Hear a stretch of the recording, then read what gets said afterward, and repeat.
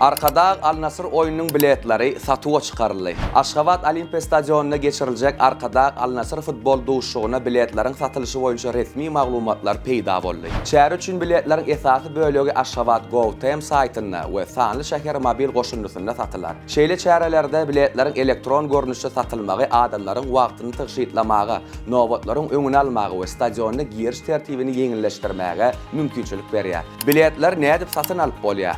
Aşgabat Go.tm saytyna ýa-da sanly şäher mobil goşunlusyna girip, ýarış üçin biletleriň alalaşyk şertlerini kabul etmeli. Değişlerine telefon belgiňizi ýazyp tasdiklama koduny ýerdimeli. Adym we familiýaňy, pasportyň belgisini soralýan ýerine ýazmaly.